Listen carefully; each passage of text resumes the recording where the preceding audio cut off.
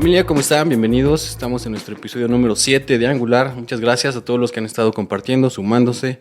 De verdad, muchas gracias por sus comentarios. Ha sido muy retroalimentador para nosotros el hecho de poder estar conociendo su punto de vista. El día de hoy tenemos un invitadazo y pues antes que nada agradecerle por venir de tan lejos, estar con nosotros, compartiendo muchas cosas que nos han nutrido como iglesia, pero también un gran ser humano, una persona que es muy agradable. Y pues que de entrada ya me agarró ahí, me hizo recordar el bullying de la primaria.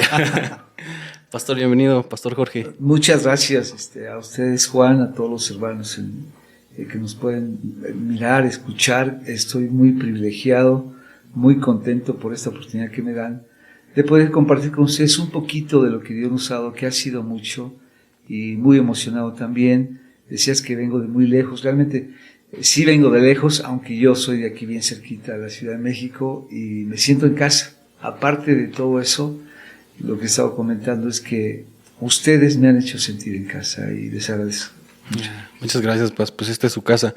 Nos estaba platicando que yo tenía unos añitos que no venía a Pachuca. Bueno, yo creo que yo vine a Pachuca hace 40 años, cuando era un jovencito. Muchacho. Veníamos en familia. A mi papá le gustaba mucho venir por esta área, por los balnearios y las aguas termales. Y eran los paseos familiares que veníamos al estado de Hidalgo principalmente, y en alguna que otra vez aquí a Pachuca y al Chico. Al Chico. ¿Y Sí. qué siente para regresar después de tantos años? Pues la verdad es muy lindo porque le trae a uno muchos recuerdos, ¿no? Aunque no vino uno muy seguido, pero saber que aquí estuvo uno con seres queridos que ya no están con nosotros, pues siempre sí hay algo de nostalgia, pero una sensación muy linda, poder estar en lugares donde ha estado gente que es querida por uno, y bueno, ahora más sabiendo que hay gente como ustedes, muy querida, muy apreciada. Muchas gracias, pues. Le estimamos un buen. Me gustaría que pues, arrancáramos ahora sí con todo para aprovechar este tiempo. Claro. Poder empezar ahí. Tenemos una pregunta que hacerle, Paz. ¿Cuál considera usted que es el éxito de una persona en esta vida? El éxito, fíjate que yo estaba haciendo un estudio para nuestro programa de educación cristiana, que de hecho ya estaba terminado, basado en Eclesiastés. Okay. Pero antes de ya enviarlo a la imprenta, Dios me movió a cambiar el tema por la preocupación que hay, por lo que está pasando en la iglesia, básicamente. Y entonces lo cambié y desarrollamos un estudio basado en el tabernáculo, para que la gente pudiera conocer un poquito lo que era el tabernáculo, que no era más que una sombra de lo que iba a venir, y que ahora conocemos como iglesia, no precisamente el lugar físicamente hablando, que también es muy importante, pero bueno, digo esto porque ya estaba preparando, ya tenía ese material basado en Eclesiastés, que tiene que ver con el propósito de la vida. Okay. Y no es lo mismo que una vida con propósito, que por cierto el libro muy bueno, excelente, es el libro de Rick Warren, Pastor Rick Warren, pero el propósito de la vida, bueno, abarca más allá que una vida con propósito, porque una vida con propósito, el atleta que logra sus sueños y sus metas y sus campeonatos, pues ya la hizo, ¿no? El empresario que logra alcanzar el éxito a través de sus negocios, pues ya la hizo, ya tuvo su vida con propósito. Pero el propósito de la vida, ¿cuál es? Y bueno, pueden ser muchas respuestas, pero yo creo que nosotros estamos para honrar y para agradar a Dios, nada más. Okay. Y la manera como nosotros agradamos y honramos a Dios, bueno, va de muchas maneras, ¿no? En nuestro trabajo, en nuestros estudios, el ama de casa, siendo una ama de casa, la esposa, el esposo, etcétera. Yo creo que tiene que ver con entender cuál es el rol que yo estoy viviendo en el momento que estoy viviendo y cumplirlo. Porque a veces las frustraciones, digo desde mi perspectiva, o por supuesto que lo viví, las frustraciones que uno tiene y que lo llevan a amargarse y a cometer otros errores además, es que vivimos a destiempo. Wow. Sí. Entonces yo creo que vivir el tiempo que Dios le está dando a uno, en el rol que le está dando a uno, Yo creo que es lo que trae un balance. Sí, ni antes ni después, ¿no? Así es. Justo en el tiempo. Es muy importante eso que está comentando. Yo ahora que soy papá, me he dado cuenta de que muchas cosas han cambiado en cuestión a lo que consideraba éxito, ¿no? Eso que comenta de los logros profesionales, personales, obviamente no se descarta, ¿no? Pero hablando como en esta parte de la fe, el conocimiento de Dios, algo que me hace a mí ser un padre o pensarme como una persona exitosa es que mi pequeña pueda conocer este camino, ¿no? Amén. Y que pueda tomar estas herramientas que a veces nos volvemos como estos letreros, ¿no? De alto cuidado, precaución, para que pues, no queremos que ellos sufran cosas, ¿no? Pero pues bueno, más adelante ellos también tienen que encontrar su propio propósito y proceso, ¿no? Ujú. Es muy importante eso que nos comentas. Sí, y volviendo a esto de los tiempos, perdón que ahonde un poquito. Dígame. Ahorita te está tocando a ti ser padre de una niña. Y a veces los padres sí asumimos esa responsabilidad, ese rol, pero vemos al niño, lo queremos ver como un adolescente, como un joven. Y no, tenemos que vivir el momento que nos toca. Si es una niña, bueno, hay que abocarnos a eso. Ya cuando sea adolescente o cuando sea adulto, pues ya. Porque a veces yo como padre he cometido ese error. Queremos tratar a los chicos adolescentes o a los niños como adultos. Y la verdad, no, nada que ver, ¿verdad? Sí, también nos frustramos, ¿no? En ese aspecto de no dar ahí el ancho en ese tema, es cierto, Paz. Me gustaría preguntarle cuestiones más a su persona, a su trabajo, ¿no? Paz, ¿en qué momento de su vida comenzó a servir a Dios? Bueno, mira, tenemos una larga historia, voy a tratar de ser muy breve. Mamá conoció a Cristo cuando era muy jovencita, Okay. pero después conoció a mi papá y se casó con él, que era muy católico. Papá estudió en colegio salesiano allá en Ciudad de México. Claro. Y pues ella se apartó del Señor, pero el Evangelio llegó a mi casa a través de un hermano mío que se convirtió a Cristo, y poco a poco los demás empezamos a asistir a una iglesia cristiana. Mi encuentro personal con Cristo fue cuando yo tenía 13 años. Fue en una ciudad de Chihuahua, Ciudad Delicias, Chihuahua. Okay. Ahí tuve mi primer encuentro con Dios. Tenía yo 13 años. Regresé a México y sí tenía ese ímpetu del amor, del primer amor. Sí, sí. Pero pues un jovencito, finalmente 13 años, y no continué la vida cristiana. Hasta mis 23 años, después de haber andado por todas partes, después de haber andado como el diablo allá en Job capítulo 1, que andaba rodeando la tierra. Así, tuve un tiempo con Dios muy, muy especial a los 23 años, y platicando con mi hermano Mario, el pastor Mario, que es el pastor principal en Reynosa, que siempre ha sido el mentor mío, el pastor mío, mi hermano mayor, okay. Mi guía, él me ayudó mucho. Y entonces, platicando con él, yo me trasladé a Reynosa. Yo tenía un trabajo en Ciudad de México. Dejé todo eso y me fui a Reynosa para internarme en un seminario que en ese entonces teníamos allá en Reynosa. Estudié el seminario y después que terminé, antes de encontrar un lugar donde yo iba a servir, porque yo no me quería quedar en Reynosa. ¿Esto fue pasando ya a los 23? Sí, a los 23. Okay. Entonces yo, cuando termino el seminario a los 25 o 26 años, yo no quería quedarme en Reynosa porque no quería estar bajo la sombra de un pastor con una trayectoria tan fuerte como la que él traía ya, a pesar de que tenía 20 y tantos años. Ya en 1988 que yo llegué a Reynosa, la iglesia era arriba de 500 personas. Wow. Y en ese entonces una iglesia de ese tamaño era un monstruo. Sí, sí. Yo no quería estar ahí porque yo quería que Dios tratara conmigo directamente. Por alguna razón yo llegué a Los Ángeles y ahí me quedé a pastorear. Entonces yo empecé mi primer pastoreado a los 26 años en la ciudad de Los Ángeles, California. Wow, sorprendente. Es muy, digo sorprendente porque realmente a veces uno ya a esta edad como que piensa que se le está yendo el tren. Uh-huh. Y dice tantas cosas que han logrado siervos de Dios así tan joven. Creo que eso también es un reto que nos pone un estándar muy importante. Pero fíjate que sucede algo curioso, Juan, que no, los tiempos han cambiado tanto que antes un chico de 20 años realmente era un chico. Hoy en día un chico de 20 años ya es un adulto, en todas luces. Y por eso lo que tú dices que no sé, tendrás tú que 20 cuántos. Gracias, Paz. 33. Sí, hay chicos de 20 y tantos años que sienten que ya se les está yendo la vida, cuando no es así. Pero todo por el ajetreo, por lo rápido que estamos viviendo. Yo me acuerdo que yo era, en ese entonces tenía 26 años, era el pastor más joven de toda la organización a la que yo pertenecía allá en Los Ángeles. Y recuerdo que todos los pastores me veían así como con, ¿y este niño qué onda, no? Porque en ese entonces una persona sí era considerado como alguien no tan maduro, ¿no? Okay.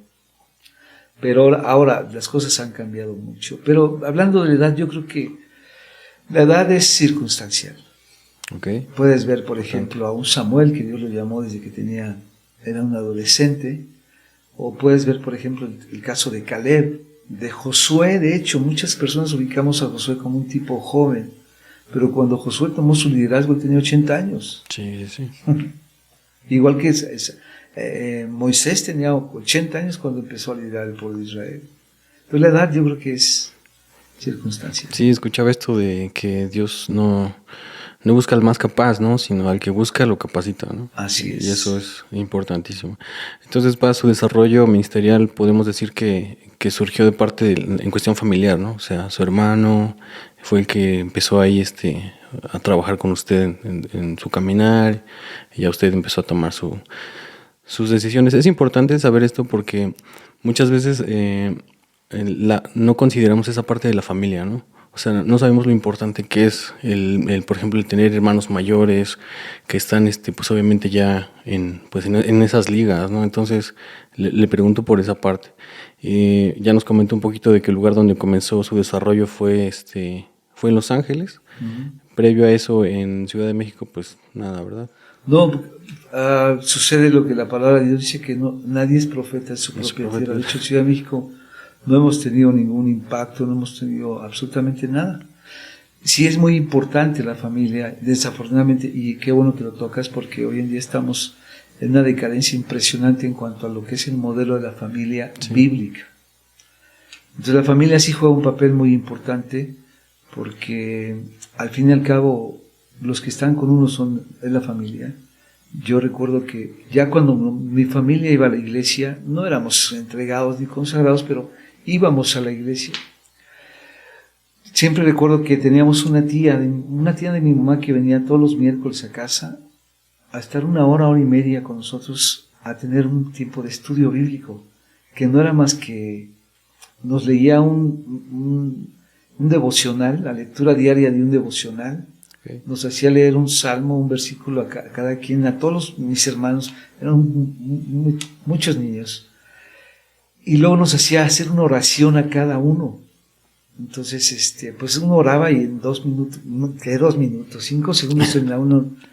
Pero luego terminaba mi mamá orando y luego mi tía, y sus oraciones eran kilométricas, ¿no? Yeah. Pero esos momentos yo los recuerdo como algo muy valioso que sí lograron dejar huella. Y yo siempre animo a las personas a que tengan un tiempo familiar de orar, y aunque sea así, leer un versículo de la Biblia. Sí. Es muy importante porque son cosas que se quedan toda la vida.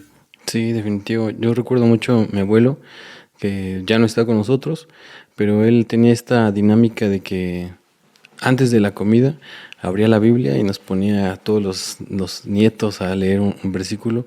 Y sí, como dicen, entonces era el fastidio de decir, pues abuelo, tenemos hambre, ¿no? Pero ¿cómo se valora ahora eso, no? O sea, él también nos transmitió esta parte de la música, y pues nunca nos imaginamos que esto lo íbamos a usar ahora, pues, para el servicio, ¿no? Amén. Entonces es algo que realmente es valioso para nosotros. Me gustaría que nos platicara un poquito, Paz, de la importancia que es esta parte en la formación. O sea, no nada más en cuestión, lo hacemos por amor, ¿no? Y a veces se queda ahí. Qué importante es el hecho de prepararse, ¿no? De estudiar realmente la palabra y prepararnos como cristianos.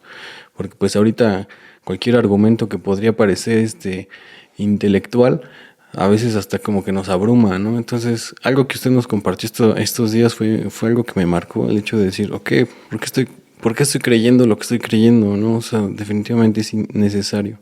Platíquenos de eso, pues. Pues mira, lo que pasa es que el Evangelio en México nos llegó de una manera pues muy muy linda y debemos estar muy agradecidos por las personas que Dios usó para que el Evangelio nos llegara aquí a México. Pero si algo y lo digo con todo respeto, la verdad, sin afán de juzgar, ni condenar, ni criticar a nadie, pero lo que no sé ni qué palabra usar, pero nuestro país es muy pobre en cuanto a cultura, en cuanto a estudio, en cuanto a preparación, desafortunadamente. Hoy vemos un cambio muy grande, porque ahora ya vemos últimamente que los chicos se están preparando, que están estudiando. Ya encontramos, por ejemplo, a ti no te tocó, por supuesto, pero ver en una iglesia que dentro de tus miembros tuvieras un doctor, un ingeniero, un licenciado, era algo como que wow. Pero hoy en día es algo muy común. Ya los chicos, yo conozco chicos que ya están haciendo su tercera carrera, tienen una maestría, doctorado, etcétera, ¿no? Y qué bueno por eso.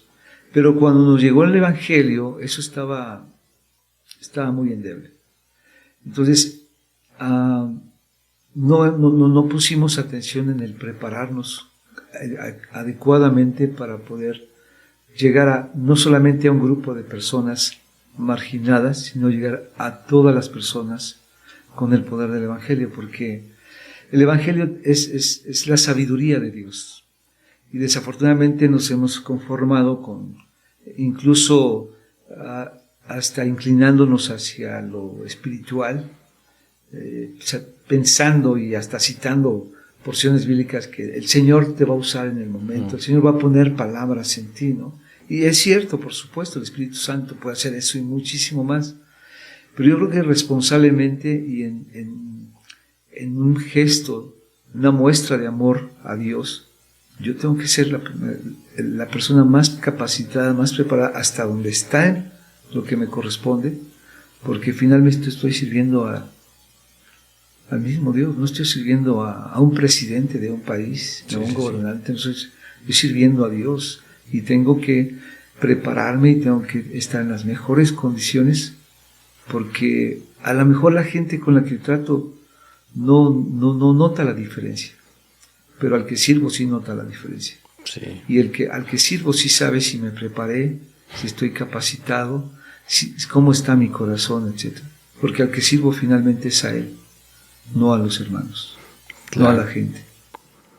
Y qué importante también entender que, así como me comenta de tiempos anteriores, hoy en día contamos con tanto material, con tanta información, con tanto recurso, a veces hasta cosas que, digo, lo importante sería saber las fuentes, ¿no? O sea, conocer las fuentes y saber de dónde estamos extrayendo todo este contenido. Pero creo que no hay como un pretexto, ¿no, Paz? O sea, ya tenemos a la mano, al alcance tantas cosas para poder prepararnos, ¿no? Antes tal vez era, incluso hasta complicado en cuestión económica, ¿no? Ingresar a un instituto, el viajar a otra ciudad, el tener que trasladarse. Pero hoy en día hay tantos programas, hay tantas cosas que pues nos benefician, ¿no? Como iglesia, como cuerpo. Y desafortunadamente no aprovechamos todos esos recursos y herramientas que están a nuestra mano. Y igualmente con tantos recursos y tantas herramientas, no estamos desarrollando lo que Dios quiere que desarrollemos. Estamos esperando siempre que alguien más haga lo que yo puedo hacer. Porque no sé si te pasa a ti, yo creo que nos pasa a todo el mundo. Vemos un material, un libro, escuchamos de una conferencia, etc. Decimos, wow, qué impresionante, y nos llena y nos impacta, pero nosotros podríamos haber hecho algo así. Y siempre estamos esperando como las modas, ¿no? A ver qué es lo nuevo de qué es lo nuevo de aquel, pero cuando nosotros podemos hacer mucho más. Porque cuando no estén esos recursos, ¿qué va a pasar? O sea, No, yo no creo que tengo yo nada, ninguna capacidad extra que no tengas tú. Lo que sí tenemos que considerar es que la capacidad que tú tienes puede ser diferente a la que yo tengo. Y es ahí donde también nos estamos perdiendo como iglesia, porque tenemos que compartirnos y complementarnos. Yeah. Por ejemplo, a mí no se me da esto. A ti se te da como un pez en el agua. A mí no se me da. Entonces, lo que yo hago con lo que tú haces, si podemos compaginarlo y si podemos unirlo y podemos trabajar con un mismo objetivo que sobre todo es honrar a Dios y dar a conocer el Evangelio. Pero ahí entran otras cosas como el celo y la envidia, la competencia y todo eso, y muy triste. Sí, justo lo que compartía, ¿no? De la multiforme gracia, ¿no? Amén. Lo que nos complementa. Aunque, Paz, qué importante es también, por ejemplo, encontrar en este aspecto una iglesia a la que nos podamos arraigar, ¿no? Platicándole un poquito, yo de joven, pues obviamente crecí, como le comentaba, ¿no? En una familia, pues hoy puedo decirlo así, gracias a Dios, que fue una familia que compartía la fe cristiana. Amén. Y hubo un momento en mi vida, un punto en donde, pues, no sé si fue la familiaridad, donde yo no me hallaba, no compartía muchas cosas. Y pues también, ¿no? Como dice, como el diablo en Job, ¿no? Buscando y andando por todas partes. Pero llega un momento en donde uno tiene que arraigarse a una iglesia, ¿no? Lo que conocemos como la iglesia local y ser parte de esa iglesia, ¿no? ¿Cómo podría usted decir que es... ¿Cuál sería una buena forma de llegar a una iglesia y conocer que esa iglesia es a donde usted va a pertenecer y va a poder crecer como persona, tanto en lo personal, espiritual? ¿Cómo lograr eso? Yo creo que, fíjate, es una pregunta muy interesante. Desafortunadamente, por no tener un concepto correcto de eso, vemos tanta migración de personas de una iglesia a otra, que eso es muy lamentable. Yo siempre le digo a algunas personas, no existe una razón bíblica para que tú dejes tu iglesia. Ninguna.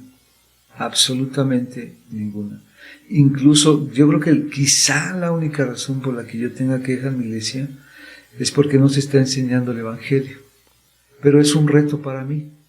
Si después de que yo asumo ese reto las cosas continúan, podría ser una razón válida para que yo deje mi iglesia. Pero yo me debo a mi iglesia, es mi familia. Tú tienes tu familia y por más que haya hecho tu papá y tu mamá y la abuelita y el primo y el tío, tu hermano, tú no dices, ¿sabes qué? Yo ya no voy a ser de esta familia. Tienen tele, ahí se ven, ¿no? Yo ya me voy. Olvídense de mí. Por más que lo quiera hacer, no puedes. Sigue siendo esa familia. Y por una cuestión sanguínea, tú llevas la sangre de ellos. Los puedes negar, incluso puedes cambiarte el apellido, etcétera, pero tú sigues siendo de esa familia. Sí. Y en un sentido espiritual, en cuanto a la iglesia, lo que nos hace iglesia es la sangre de Cristo. Bueno. Entonces, el problema que tenemos con los asistentes o los congregantes a una iglesia es que la gran mayoría llegan con una actitud a la iglesia esperando qué van a recibir, que debe ser algo contrario. Yo tengo que llegar a la iglesia con la mentalidad de que yo voy a dar. Entonces, ¿qué es lo que me hace quedarme en la iglesia? ¿Dónde yo puedo dar? No dónde me van a dar. Porque darme, ya Dios me ha dado demasiado, me ha dado suficiente. Y somos a veces tan nulos en nuestra percepción de las cosas que Dios nos ha dado que por eso seguimos pidiendo y pidiendo y pidiendo y pidiendo y pidiendo. Entonces no estamos completos. Estaba orando el pastor esta mañana, estábamos desayunando, íbamos a desayunar, y en su oración me gustó mucho, nunca lo he oído, me gustó que dijo: Señor, gracias por darnos siempre tan abundantemente. Y es cierto, siempre tenemos en abundancia.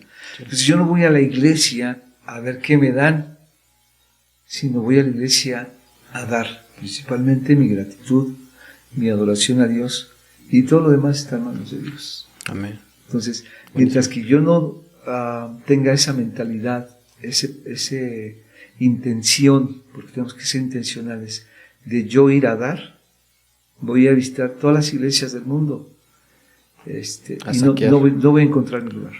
Híjole. hasta que me dé cuenta que tengo que dar, no recibir. Qué durísimo eso pasa. Gracias por compartirnos eso. A usted comentaba algo igual el día de la capacitación, que es importante conocer nuestro temperamento, ¿no? Y coincido porque también en esa parte sabemos cómo podemos sumar, ¿no? O sea, pues, ya una vez sumándonos al cuerpo, saber de qué forma, ¿no? Platíquenos, pues, cuáles son su temperamento. Pues mira, hablando de eso, yo creo que la base de la filosofía, según, es conócete a ti mismo. Okay. Y yo creo que si no nos conocemos a nosotros mismos, no podemos conocer a nadie, incluyendo a Dios.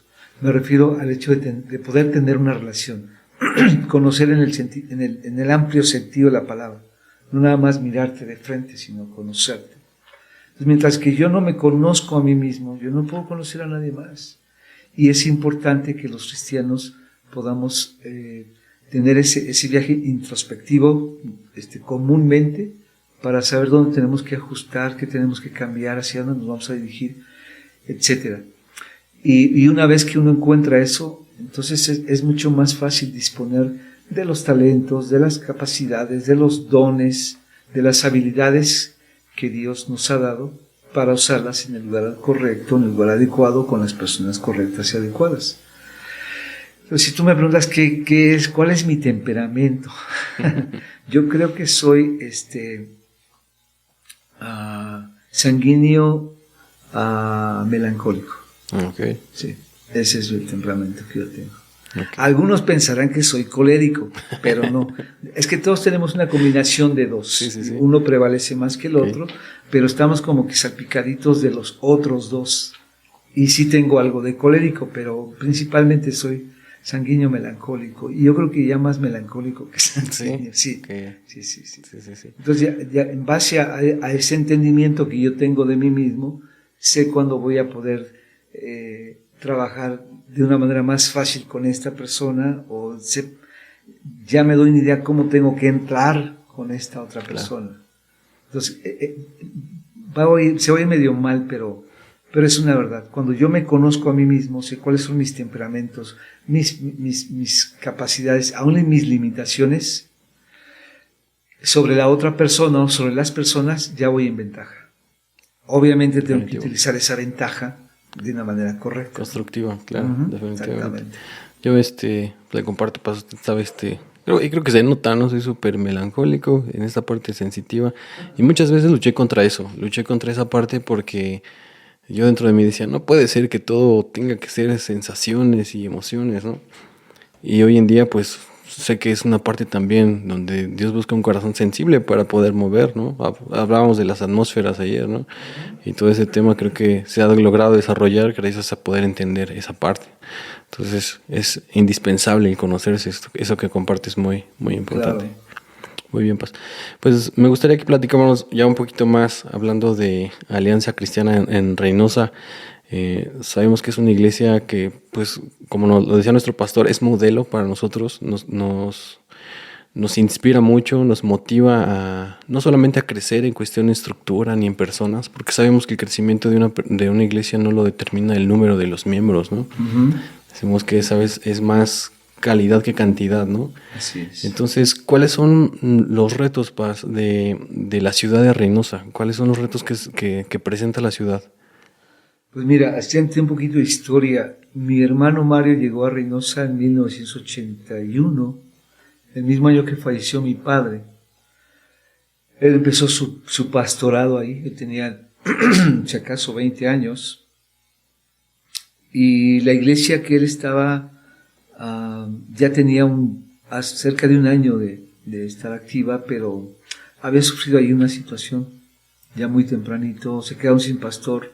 Entonces invitaron a mi hermano a pastorear ahí, porque aunque él había estudiado en un seminario, él no tenía una iglesia local y no tenía un pastor con él, porque la iglesia donde él se convirtió fue también en Delicias, Chihuahua, la iglesia metodista. Nosotros asistíamos en la iglesia Nazaret en la Ciudad de México. Cuando él quiso ir al seminario, no era posible porque tenía 17 años, salvo acaso por la recomendación de las personas en Chihuahua lo aceptaron en el Instituto Bíblico de Monterrey como a prueba. Gracias a Dios pues dio el ancho y se quedó. Pero él no tenía una iglesia local, no tenía un pastor local, así que estuvo siempre en las manos de Dios. Entonces ya cuando él terminó lo invitaron a predicar, a ser pastor en Reynosa con la Alianza Cristiana y Misionera, y bueno, ahí empezó su ministerio. Al poquito tiempo se casó e inició la iglesia. Yo creo que la iglesia tenía en ese entonces unas 20 personas, si acaso, ya con niños. Okay. Recuerdo que en alguna ocasión mi mamá que lo fue a visitar dijo, mijo, ¿qué haces aquí? Porque Reynosa, además, como toda ciudad fronteriza y con mucho respeto, con cariño, está muy descuidada en muchos sentidos. En ese entonces, 1982, 81, pues estaba mucho más limitado. Mi mamita le decía, mijo, ¿qué haces aquí? Vente a la ciudad. Me dijo, allá yo te pongo una iglesia. Como si fuera tan fácil. Pero él permaneció ahí porque él lo vio así como un llamado de Dios, como directamente Dios. Sí, sí, sí. Y una de las cosas en las que siempre él se abocó fue de enseñar la palabra de Dios. Posiblemente empezaron con este tiempo de oración a las 5 de la mañana. Estoy hablando que para 1988, que son 6, 7 años después, la iglesia ya contaba con una membresía arriba de 500 personas. Ya el edificio donde estaban se tuvo que usar para salones. Al lado se estaba construyendo otro edificio para albergar 1,000 personas. Ya teníamos 4 reuniones los domingos, 2 en la mañana, 2 en la tarde. No se terminó ya eran los detalles lo que se necesitaba poner, ductos de aire acondicionado, etc. Ya no se terminó de construir ese edificio porque ya no cabíamos. Y entonces el Señor movió al pastor Mario, mi hermano, a que se fuera a otro lugar fuera de la ciudad, donde literalmente casi era como un basurero. Era la parte fuera de la ciudad. El camino era un camino de una carretera un carril de ida y otro de vuelta. Era la carretera que salía para Monterrey. Okay. Mucha gente desistió, no siguió este cambio. Sin embargo, ahí él, guiado por Dios, pues se mantuvo. Y bueno, ahora resulta que donde está la iglesia, geográficamente hablando, si tuvieras una panorámica de la ciudad de Reynosa, el centro de la ciudad está exactamente donde está la iglesia. Wow. Y esa carreterita que era un carril de ida y vuelta, ahora es uno de los bulevares principales que se junta con otro bulevar principal, y toda la vida Reynosa está ahí alrededor, gracias a Dios. Entonces, yo creo que es muy importante obedecer a Dios cuando te dice algo y no desistir, esperar, porque Dios tiene sus tiempos. Y creo que la iglesia Reynosa ha sido de mucha bendición precisamente porque el pastor ha sido muy sensible a la voz de Dios y ha sido obediente a lo que Dios le ha mostrado. Su hijo de él, y yo comparto también con él esa opinión, su hijo de él le dice, papá, es que tú vienes del futuro. Wow. Siempre como que está adelantado, pero es porque lo logras a través de esa intimidad con Dios. Sí, y se percibe, ahora que he estado viendo sus transmisiones, Pastor Mario tiene esta conexión con las personas muy especial, ¿no? Desde su forma de hablar, no sé, yo lo percibo, tiene un corazón de paternidad muy desarrollado, ¿no? Y le preguntaba de esta parte de los retos de Reynosa, porque es importante conocer los retos de la ciudad donde estamos haciendo iglesia local, ¿no? Si nosotros, como por ejemplo aquí en Pachuca, queremos buscar no solamente impactar en cuestión de que nuestra iglesia sea punta de lanza, sino realmente en ayudar a que la iglesia pueda desarrollar la ciudad, ¿no? Que pueda buscar ese desarrollo. Estaba viendo una estadística del 2020 justo de la ciudad en Reynosa, donde el 60% de la población profesaba el catolicismo, ¿no? El 18% cristianismo, y me sorprendió mucho que el 20% no tenía, o sea, religión, ¿no? Y al día de hoy, ¿cómo ha cambiado eso? O sea, hoy se habla de que pues ya hay más gente creyente, ¿no? de lo que antes hacía. Definitivamente el hecho de considerar a Dios en nuestra vida cambia por completo el ecosistema de nuestra ciudad, de nuestra forma en la cómo percibimos, pues obviamente eso, ¿no? Ya nos comentó un poquito entonces cómo comenzó ahí la iglesia en Reynosa. ¿Cuáles serían las herramientas más poderosas que usted considera que tiene la Iglesia Alianza? Bueno, mira, volviendo a la pregunta anterior, a la inquietud anterior, nuestro desafío, nuestro reto, nuestra meta, nuestro plan ha sido ya por más de 40 años Reynosa para Cristo. Reynosa para Cristo. Y no perdemos el enfoque. De hecho, hace muchos años yo le decía al pastor Mario, vas a estar en un lugar donde haya un bulevar muy grande, vas a tener un anuncio panorámico que diga, Dios es más grande que mis problemas y Reynosa para Cristo. Y tenemos años con ese anuncio. De un lado, Reynosa para Cristo, de otro lado, Dios es más grande que mis problemas. Entonces, esa es la visión. Sobre esa visión tenemos quizá muchos programas o estrategias objetivos. Sí, que vamos alcanzando poco a poco y trabajamos en base a eso. Por ejemplo, este año nosotros lo estamos dedicando al evangelismo, porque tenemos que retomar por qué somos una iglesia. Como toda iglesia, como toda ciudad fronteriza, el evangelio es muy fuerte en las ciudades fronterizas. En Reynosa hay mucho evangelio, pero sin embargo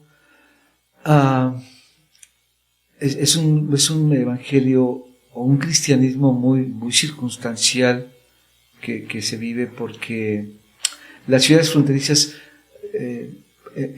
por mucho tiempo recibían mucha ayuda del lado americano. Venían misioneros, traían despensas, venían a hacer escuelitas de verano, etcétera, etcétera. Entonces se creó un paternalismo, por así decirlo, de depender siempre de los Estados Unidos, ¿verdad?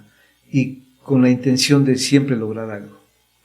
Desafortunadamente, bueno, eso se quedó en muchas personas, pero ahora lo que estamos viendo, a lo menos nosotros como iglesia en Reynosa, es que estamos enseñando a las personas a que el mismo Dios de allá es el Dios de aquí. Sí. Y que nosotros ahora estamos en la posición o en la condición de poder dar de lo que Dios nos ha dado. Cuando logramos ver una iglesia que empieza a dar, que empieza a compartir, entonces esa iglesia está en vías ya de una madurez muy sólida, porque desafortunadamente, lo que hablábamos al principio, el evangelio nos llegó, y qué bueno que nos llegó, pero nos llegó siempre con un pan por delante. Sí. Y a eso nos acostumbraron. Ahora lo que tenemos que hacer nosotros es dar, compartir de lo mucho que Dios nos ha dado. Entonces, en Reynosa tenemos muchos planes y tenemos estrategias, incluso no solamente internas dentro de la iglesia para fortalecer el crecimiento y la madurez de los hermanos, sino también para poder alcanzar, porque tenemos que ser luz. Sí. Tenemos un ministerio, por ejemplo, no sé si les platicaba, que lo iniciamos hace muchos años, se llama DBC, que son las siglas de Darles Vosotros de Comer. Este ministerio, antes de la pandemia, nosotros repartíamos de lunes a viernes 1,000 platillos diarios en los diferentes hospitales y puntos de necesidad en la iglesia, gratuitamente. Después de la pandemia las cosas cambiaron. Ahora actualmente quizá puedo decir que repartimos unos 300 platillos, o sea, un guisado, arroz, sí, etcétera. completo. Y no lo hacemos para que nos presten atención y nos dejen predicarles, ¿no? Porque no hay una predicación. Lo que queremos es lo que dijo Jesús: denles de comer, nada más. El que les va a dar de comer el otro es el Señor. Y la gente, cuando ve que nosotros tenemos esa intención de estar con ellos, de ser parte de ellos, solitos se abren. Ellos se acercan y te preguntan si te solicitan si puedes orar por ellos, y hay un tiempo ya para ministrar, pero eso ya es de ellos hacia nosotros. Claro, es una parte de ser genuinos como hijos de Dios, porque está durísimo eso, ¿no? Te doy el pan, pero escúchame, ¿no? No me escuchas, no te doy nada, ¿no? Eso está brutal. Me gustaría preguntarle, Paz, ¿cómo ha cambiado la forma, ahorita que me comentas de esta parte de que el plan del 2025 es esta parte de evangelizar? ¿Cómo ha cambiado la forma de evangelizar tenemos que incluso también por los cambios que se dan en nuestra sociedad, tenemos que irnos ajustando. Sí. Y viendo cómo se están, por ejemplo, los medios de comunicación son excelentes herramientas para evangelizar. Sin embargo, no los usamos de esa manera adecuada. ¿Cuántas veces hemos visto una publicación que dice, con un mensaje bíblico, ¿verdad? No lo vas a compartir con todos tus amigos, ¿verdad? Pero si fuera otra cosa, sí lo compartir, etcétera. Desafortunadamente así estamos. Entonces tenemos que volver a los inicios. El mejor evangelismo que podemos experimentar es el personal. Entonces, todos tenemos conocidos, todos tenemos vecinos, todos tenemos amigos, todos tenemos familiares. ¿No es cierto? Entonces, ahí está nuestro campo misionero. Ahí está nuestro campo para evangelizar a las personas. Sí. El problema es que de pronto nosotros, como tú dijiste hace rato, necesitamos ser más genuinos. Porque la familia no cree en nosotros. Los amigos no creen en nosotros. Los compañeros de trabajo no creen en nosotros. ¿Por qué? Por el cristianismo que estamos mostrando. Testimonio. Entonces tiene que haber un cambio de adentro, literal, individualmente y como iglesia, de adentro hacia afuera. Lo que nosotros tratamos de hacer es, estamos haciendo algunas cositas ahí que nos están dando resultados. Por ejemplo, estamos dándoles a los hermanos un sobre, una bolsita con 5 tratados, 5 folletos, donde ellos se van a comprometer a repartir uno de esos diario a diferentes personas. Okay. Es lo único que tienen que hacer, repartir ese folleto. No los vas a evangelizar, no los vas a llevar a los pies de Cristo, etc. Solamente le vas a repartir uno por día a una persona diferente. Y a través de eso la gente lo que estamos viendo de primera es que la iglesia se está animando. Tenemos otra manera como evangelizar. En nuestras reuniones, como te decía, tenemos un bulevar principal, así a bocajarro de la iglesia. Tú sales de la iglesia y la banqueta es el bulevar principal. Okay. Entonces pasan las peceras y se sube un grupo de hermanos a la pecera, le dan al chofer de la pecera un lonche, como dicen allá, una torta y un jugo, una soda, para que nos deje subir, y se sube un grupo de personas y les comparte un breve mensaje en 2 minutos. Y hay personas allá arriba que les entregan un volante. Y ha pasado que cuando ellos se bajan, porque no van 2, 3 cuadras nada más, cuando ellos se bajan, hay personas que se bajan, reconociendo la necesidad que tienen, pidiendo oración, y algunos incluso Buenísimo. vienen a la iglesia en ese momento. Tal vez no estamos haciendo mucho, pero estamos haciendo algo. Entonces, la preocupación de la iglesia hoy en día no tiene que ser cuántos miembros tengo, cuánto estoy impactando a la ciudad, o qué tanto estoy logrando personalmente, sino cuánto estoy alcanzando para Cristo. ¿A cuánto estoy evangelizando? Está buenísimo. Y también, de cierta forma, uno siente, personalmente yo siento a veces como coraje a veces me distraigo mucho, ¿no? Por ejemplo, hablábamos ahorita de las redes sociales, ¿no? Todo este tema. Hay muchas cosas que como cristianos hacemos para divertirnos, ¿no? Para entretenernos, ¿no? Y realmente digo, no creo que sea malo, no creo que esté peleado el disfrutar y el poder pasarse un buen rato, pero cuando todo se centra en eso, cuando ya no puedo ser como relevante si no soy una persona agradable, diciendo y comportándome como no soy, o sea, solo para ganar personas, personalmente es donde ya a mí como que choca en esa línea, ¿no? De decir, todo lo que estamos creando como iglesias a veces solo es para entretener, ¿no? No realmente es algo como para transformarnos, ¿no? Porque al final de cuentas lo que nos transforma es su palabra, ¿no? Así es. O sea, es, podemos tener canciones muy bonitas, muy profundas, pero lo que realmente va a transformar nuestra forma de vivir es su palabra, ¿no? Definitivamente, yo compartía con los pastores ayer, que estuvimos platicando un poquito, que desafortunadamente la iglesia hoy en día, como tal, estamos muy preocupados y digo, es bien intencionado quizá, por tener cautivos a los hermanos, a los jóvenes, y hacemos literal circo, maroma y teatro. Sí. Pero hace 30 años mi hermano Mario decía, yo no los voy a entretener. Aquí yo no los voy a entretener porque no tengo los recursos para entretenerlos. Yo no voy a competir con el mundo porque el mundo tiene mucho más que yo para entretenerlos. Si los quiero entretener, les tengo que traer a Luis Miguel. Y como no los puedo entretener, pues yo tengo que hacer lo que me corresponde, hablarles la palabra de Dios.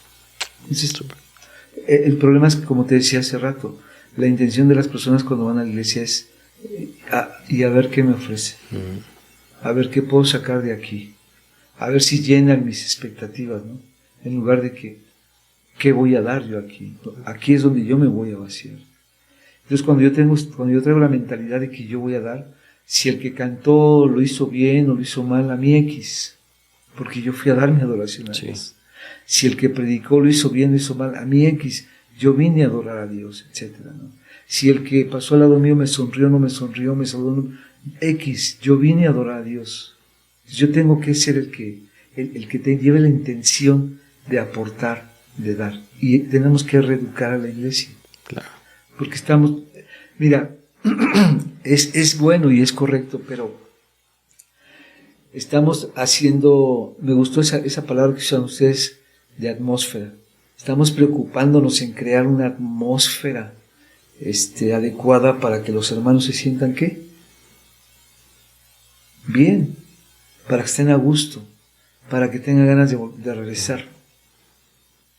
Y a lo mejor estamos logrando, pero si a eso le aunamos, como lo están haciendo ustedes, me queda muy claro, un mensaje claro, directo a la palabra de Dios, algo va a suceder muy, muy lindo aquí en Cornerstone. Yo veo esta iglesia con un potencial impresionante.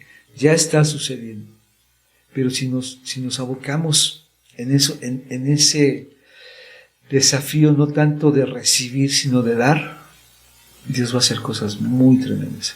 Amén, amén, hermano. Qué buenísimo, hermano. Muchas gracias por todo esto que nos está compartiendo nuevamente. Al contrario. Es un gran privilegio escucharle, Paz.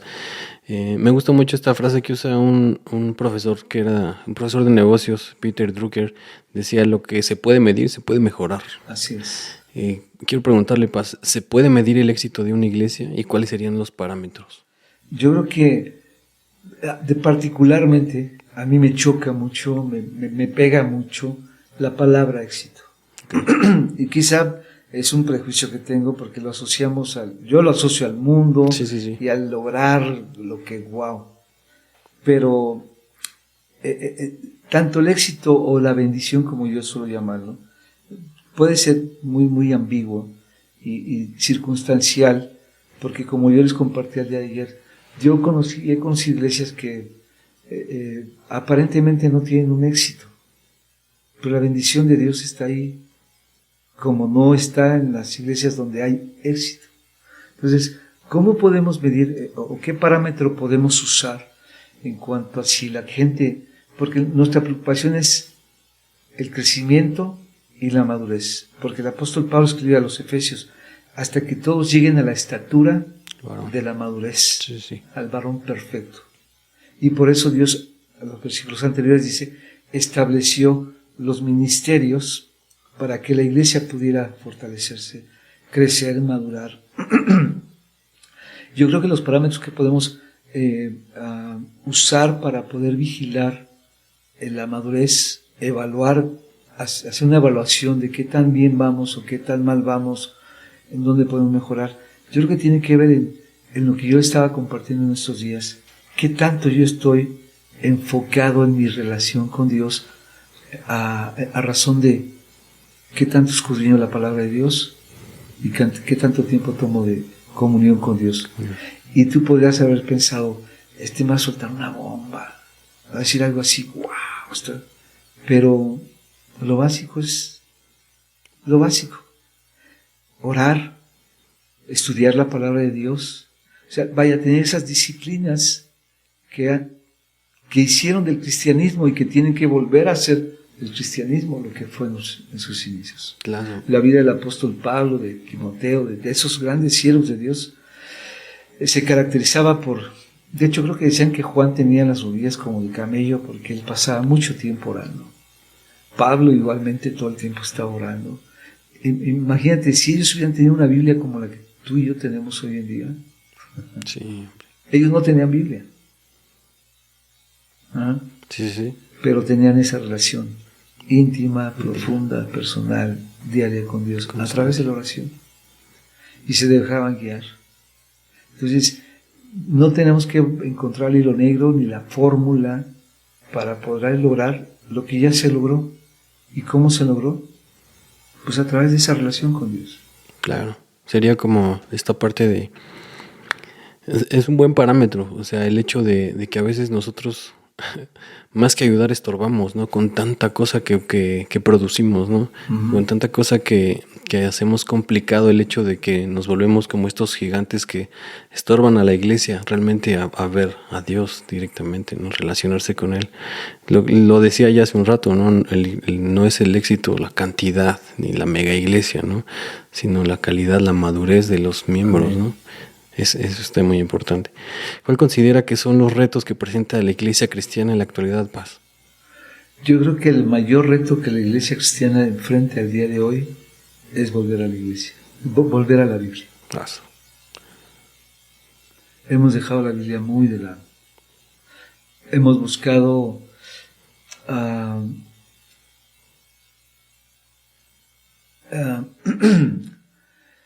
¿cómo te lo digo? Hemos estado, lo que el ser humano ha estado haciendo desde Babel, por ejemplo, por ir a algún lugar. Nos hemos preocupado por la exaltación del ser humano, el humanismo, y todos los sismos que encierra el humanismo. Sí, sí, sí. Entonces, yo creo que el reto de la iglesia más grande que enfrenta es volver a la Biblia. No hay más. Porque en el camino nos hemos desviado tanto. No predicamos el Evangelio, no predicamos la Biblia. De hecho, si te has dado cuenta, hoy en día a muchos pastores ya no les llaman pastores, sino conferencistas. Sí, directores, ¿no? A pastores no les llaman pastores le llaman directores. Al púlpito no le llaman púlpito, le llamamos podio. A lo que conocemos como el altar ya no le llamamos altar, sino el stage, etcétera. Plataforma. Y parece que son cosas mínimas, pero la Escritura dice que las zorras pequeñas hacen mucho más daño. Y tenemos que volver a la Biblia, no hay más. Teniendo en cuenta que somos una generación, ya desde hace muchos años, somos no sé cuál de las tantas generaciones que contamos con la Biblia. Yo le decía una vez a la iglesia, ¿qué ventajas tenemos nosotros sobre la iglesia primitiva? No tenían bancas, no tenían un lugar propio.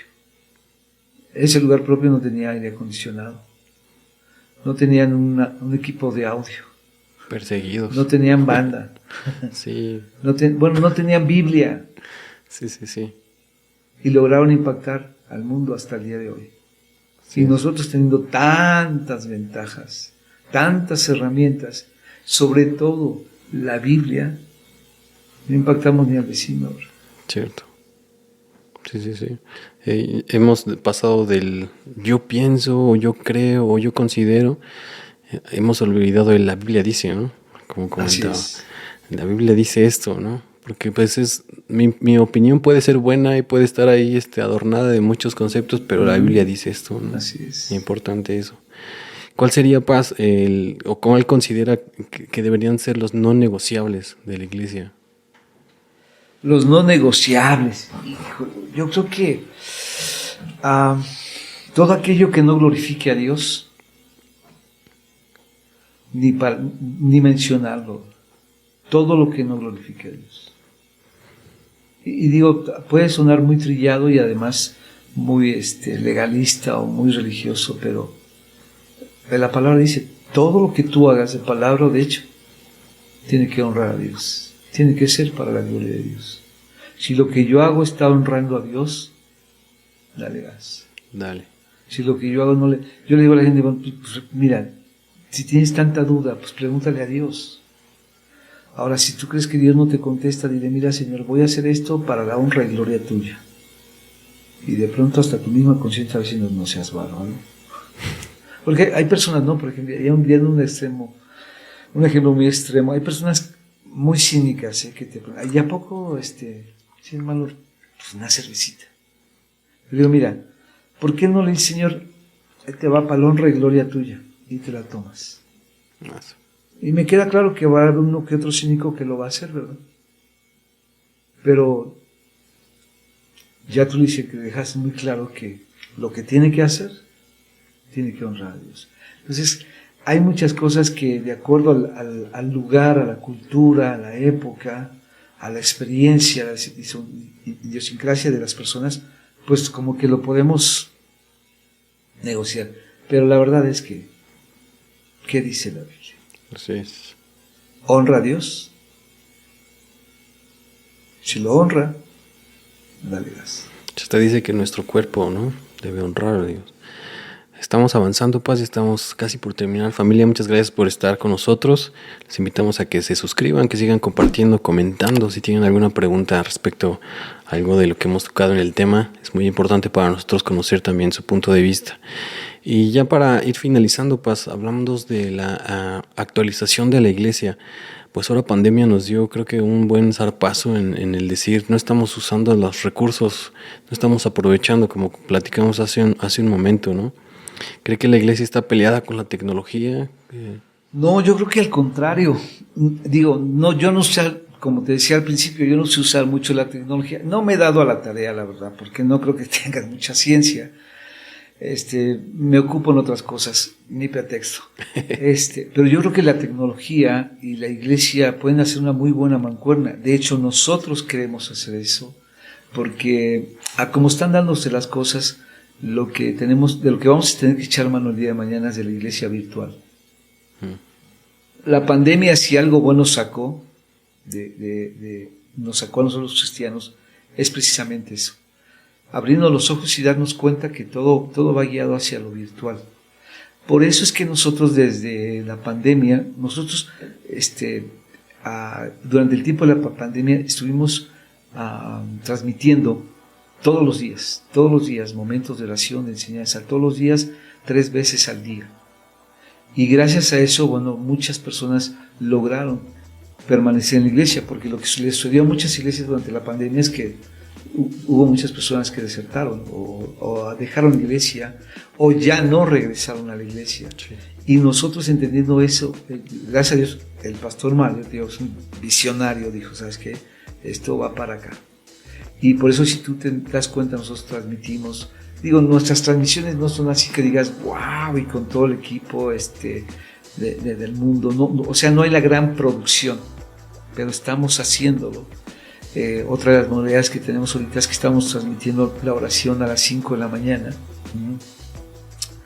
Y tratamos de, en la medida que nos toca y podemos usar toda esa tecnología como herramientas, como recursos para poder alcanzar al que no puede venir a la iglesia o al que no tiene iglesia o al que está lejos, porque no sé hasta dónde, pero este hermano mío dice, la iglesia tal y como la conocemos se va a acabar. Y es uno de los propósitos o de los objetivos más bien de la ONU. Sí. Terminar con la iglesia. En su agenda, ¿no? Entonces tenemos nosotros que abrir los ojos y darnos cuenta que este medio o estas son herramientas que tenemos que usar para bien y para alcanzar a otros, para edificar la iglesia. Y ojalá que estemos muy a tiempo de recuperar mucho de lo que esto mismo, por no atenderlo, nos ha robado. Sí, definitivamente. Y como que lo más sorprendente es la rapidez con la que está avanzando todo esto, ¿no? Podríamos pensar que todo lo que se tardó en llegar ahora, este año fue como si le metieran esteroides, ¿no?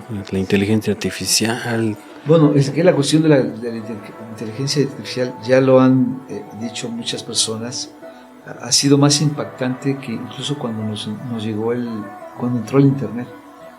Yeah. Yo les decía al pastor, yo tengo mis reservas para la inteligencia artificial, pero igual porque me cierro mucho a la tecnología, pero es algo que tenemos que usar también.